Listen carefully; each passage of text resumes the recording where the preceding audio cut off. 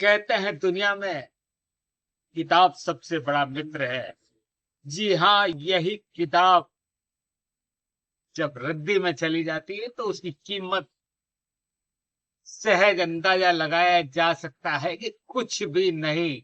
लेकिन जब किसी पारखी की नजर इन किताबों पर चली जाती है तो वही किताब इतिहास बनकर सामने आती है। जी हाँ, स्वामी विवेकानंद के जन्म दिवस के उपलक्ष्य में आयोजित कार्यक्रम में रद्दी में मिली एक किताब ने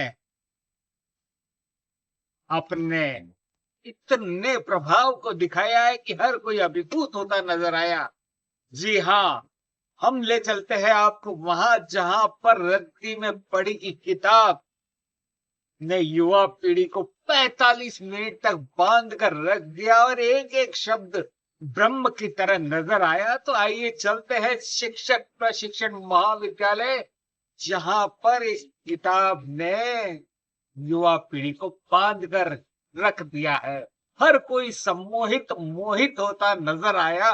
तो देखे क्या है सारा हिसाब और किताब।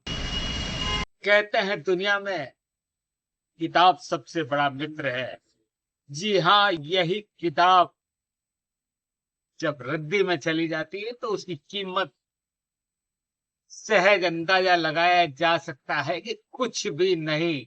लेकिन जब किसी पारखी की नजर इन किताबों पर चली जाती है तो वही किताब इतिहास बनकर सामने आती है। जी हाँ, स्वामी विवेकानंद के जन्म दिवस के उपलक्ष्य में आयोजित कार्यक्रम में रद्दी में मिली एक किताब ने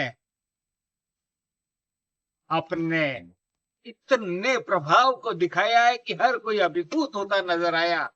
जी हाँ, हम ले चलते हैं आपको वहां जहां पर रद्दी में पड़ी की किताब ने युवा पीढ़ी को 45 मिनट तक बांध कर रख दिया और एक एक शब्द ब्रह्म की तरह नजर आया। तो आइए चलते हैं शिक्षक प्रशिक्षण महाविद्यालय, जहां पर इस किताब ने युवा पीढ़ी को बांध कर रख दिया है। हर कोई सम्मोहित मोहित होता नजर आया। तो देखे क्या है सारा हिसाब और किताब। कोई 1998 में से किताब चलती थी बोर्ड की, 1998 की, 27 साल पहले की किताब। और ये मुझे एक ठेला गाड़ी में रद्दी दे दो करके हाका लगाते कोई ठेला गाड़ी वाला निकल रहा था। मुझे भी कोई रद्दी देनी थी, मैंने उसको खड़ा रखा तो मुझे एक किताब मिल जाएगी। उसमें दो किताबें मिली। एक तो दीपक जी सर को, सर ईश्वरलाल जी वैश्य के पास एक वागड़ी में गीता, वागड़ी 300 पेज की गीता है जो यहाँ के लक्ष्मण दास जी ने लिखी है। विनोबा भावे का जो गीता का प्रवचन हुआ उसको पूरा 300 पेज में वागड़ी में लिखा है। एक तो वो किताब बिल्कुल चरणशील पड़ी थी, तो वो मुझे मिली। एक गद्य पद्य संचयन भी दिखी। मैंने कहा ये क्या है? पीढ़ी आपकी भी कोई जानकारी पढ़नी चाहिए। कैसा जीवन जीना, 27 साल पहले सारा सोर्स इसमें से इतना सामान्य ज्ञान तो होना चाहिए कि मुझे 45 मिनट में क्या करना है। और इस माध्यम से आपसे यही निवेदन और यही गुजारिश करने आया हूं कि घर से संस्थान तक आने और संस्थान से वापस घर जाने के बीच आपको क्या करना है ये आपको ज्ञात होना चाहिए। हर शिखर के बाद क्या है? वो तो अटल जी जैसे और कलाम साहब जैसे कोई बिरले होते हैं जो शिखरस्थ हो जाते हैं, बाकी कुछ नीचे उतरना ही है। स्वामी जी ने जीवन का मकसद ये बताया कि खड़े हों तो एक पेड़ की तरह, और गिरना तो है लेकिन स्वयं में अपराध बोध न हो, आत्मग्लानि न हो, अपने को शर्म अंदर ही अंदर अनुभव न हो, ऐसा न गिर करके एक बीज की तरह गिरे, ताकि फिर उसी मकसद के लिए जंग कर सकें, उसी मकसद के लिए हम फिर तन कर खड़े होकर के और जीवन लड़ सकें। ये उद्देश्य हो, ये हमारा प्रयोजन हो, ये जीवन का मंतव्य। जिंदगानी में कभी कोई करिश्मा क्यों नहीं होता? जिंदगानी में कभी कोई करिश्मा क्यों नहीं होता? जाग तो जाता हूं मैं, जिंदा क्यों नहीं होता?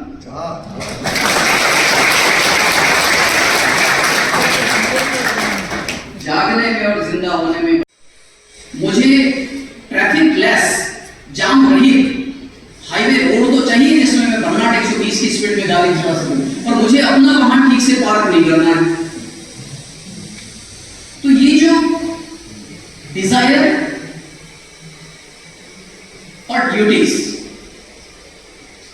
हमें जो राष्ट्र को देना है, उस जिम्मेदारी और राष्ट्र से हमें जो चाहिए उस अपेक्षा में एक जो बहुत बड़ा वाक्य है, हो सकता है उसे दूर करने, पूरा करने में दशक लग जाए, सदियां लग जाए, युग लग जाए, मुझे नहीं पता, लेकिन ये जो खाई है वो खाई ही आपके और मेरे जीवन शैली में आई विषमता की बड़ी वजह है।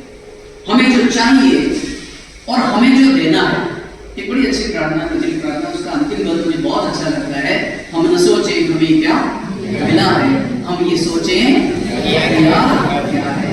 मुझे बहुत अच्छी लगती है, पर हम तो क्या सोच रहे हैं, मिला क्या।